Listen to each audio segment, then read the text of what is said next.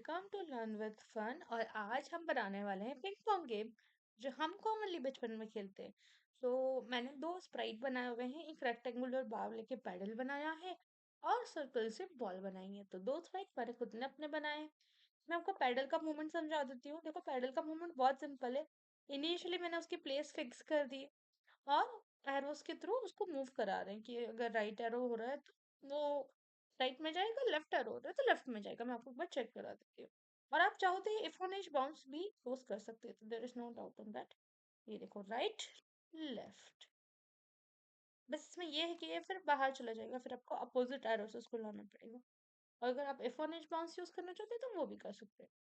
तो ये कोडिंग है पेडल की। अगर हम राइट एरो प्रेस कर रहे हैं तो वो राइट में मूव करेगा, लेफ्ट एरो से लेफ्ट में मूव करेगा। उसके बाद मैंने नेक्स्ट कोडिंग बनाई है बॉल की। तो इनिशियली जो बॉल है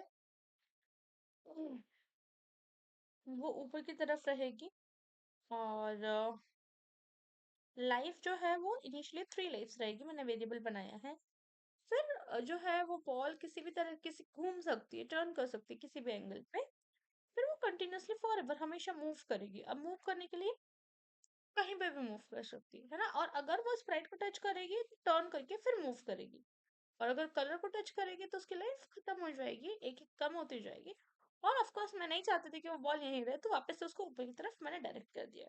और जैसे लाइफ 0 हो जाएगी तो गेम बंद हो जाएगा। और ऑफ कोर्स बॉल बिग के लिए भी इफ ऑन एज बाउंस रखा, चाहो तो उसको रिमूव कर सकते हो। उसके लिए कोई वो है नहीं ऐसा कुछ कि प्रॉब्लम है। बट देखो, अब इस कंडीशन में क्या करोगे, वो तो बाहर चला गया।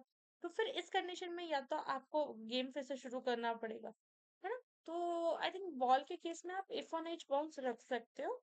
स्प्राइट में आपको इतना रिक्वायर नहीं है क्योंकि आपके पूरे कंट्रोल में है स्प्राइट आपका जो पैडल है। Let me show you the demo how it is working. ठीक है। चलो, मैंने वीडियोस को शॉर्ट करा है ताकि आप लोगों के लिए आसान हो जाए समझना। देखो, अभी 2 हो गया, लाइफ 1 चली गई क्योंकि बॉल गिर गई है। देखो, बॉल को आपको गिरने नहीं देना है। देखो, फिर से गिर गए तो गेम ओवर हो गया। So you have to make sure कि बॉल फॉल नहीं करती है।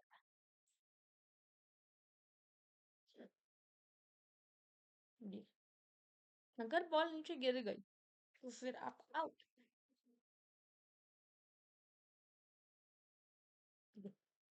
इस चीज को आपको श्योर करना है। So that's it for today. Hope you liked it.